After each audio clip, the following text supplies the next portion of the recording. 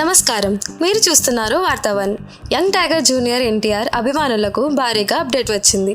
Junior NTR దర్శకుడు త్రివిక్రమ్ శ్రీనివాస్ కాంబినేషన్లో మరో సినిమా అధికారంగా ప్రకటించారు.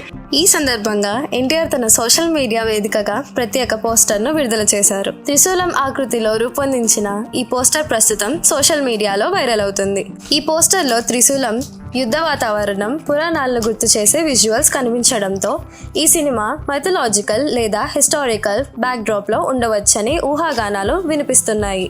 దీంతో అభిమానుల్లో ఈ ప్రాజెక్టుపై అంచనాలు మరింత పెరిగాయి.